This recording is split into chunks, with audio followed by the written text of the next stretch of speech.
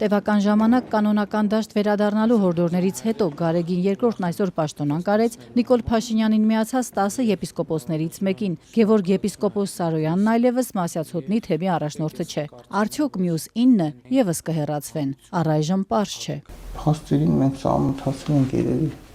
վերջի շրջանում։ Եպիսկոպոսի հետ ազատությանը կապ հաստատել չհաջողվեց։ Վարչապետի հետ կաթողիկոսին գահանկեցանելու պայքար սկսած Սարոյանը դեռ մեկ ամիս առաջ առավոտի զրույցում կրկնել էր Փաշինյանի թեզը, թե առաքելական եկեղեցու հովապետը գործակալ է։ Կոնկրետ ով եւ ինչ փաստեր էր իր առջև դրել, եպիսկոպոսը չէր մանրամասնել։ Գործակալ է հանդիպումների ֆիքսված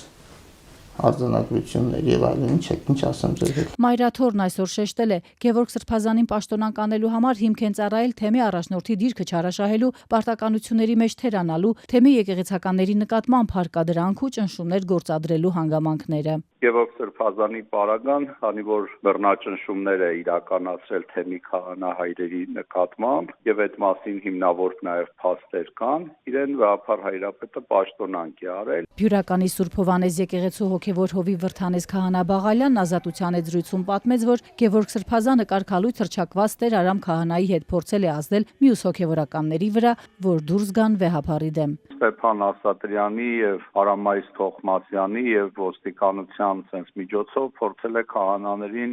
հայտարարություն գրելու պարտադրանք իրականացնել։ Իհարկե բազում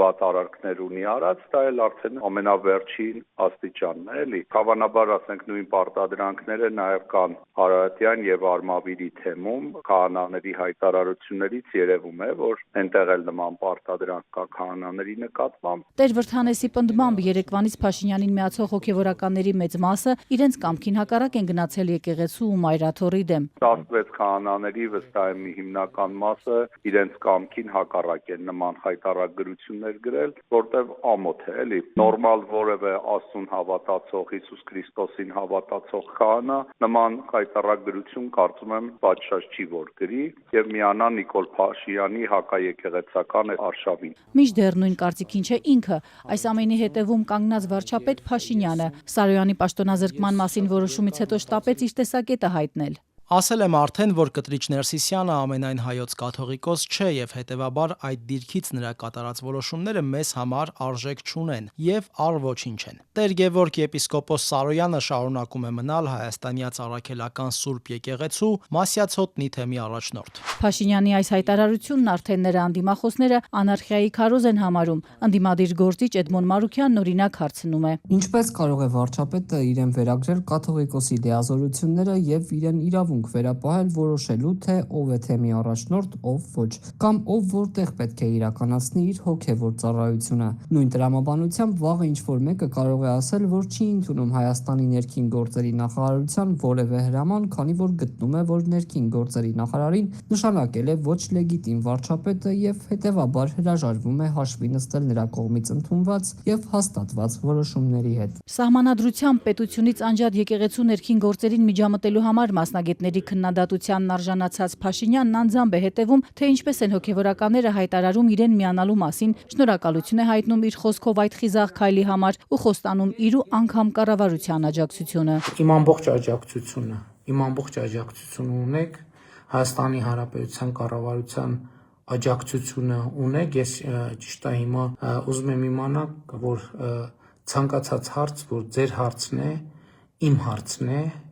եւ ես սա ասում եմ անձնապես։ Երեկվանից մոտ 2 տասնյակ հոգևորական է հայտարարել, թե միանում է կաթողիկոսին գահանկեց անելու Փաշինյանի արշավին։ Նրանց մեծ մասը այս պահի դրությամբ 8-ը Արարատյան թեմից են, որի առաջնորդ Նավասարդ arczepiskopos Կճոյանը եւս դեմ է դուրս եկել Գարեգին II-ին։ Ես Շմավոն քահանա Ղևոնդյանս միանում եմ իմ առաջնորդ Նավասարդ arczepiskoposi եւ մյուս եպիսկոպոսների նախաձեռնած հայ առաքելական եկեղեցու բարենորոգումների ծրագրին։ Երեք այս մասին ազդարարած Տեր Շմավոնն այսօր չցանկացավ պատասխանել ազատության հարցերին։ Որևէ բանի մասին չեմ ուզում խոսել։ Փաշինյանի ձեռամբ օրերս ստեղծված հայ առաքելական եկեղեցու բարենորոգում նախաձեռնությունը Facebook-ում ակտիվորեն հրապարակում է քահանաների հավատարմության տեքստերը վարչապետին ու 10 եպիսկոպոսներին։ Ես Տեր Գալուց Քահանա Սահակյանս ողջունում եմ Հայաստանի Հանրապետության վարչապետի եւ 10 եպիսկոպոսների ընդունած հայաստանյաց առաքելական Սուրբ եկեղեցու բարենորոգման հայտարարությանը։ Աջակցում եւ միանում եմ բարենորոգման հայտարարությանը։ Տեր Գալուստը եւս կարճ խոսեց։ Որոշումը իմ խղճով է պայմանավորված։ Մայրաթորի նորությունների պորտալն իր հերթին հրապարակում է վեհափարին աջակցող հոգևորականների հայտարարությունները։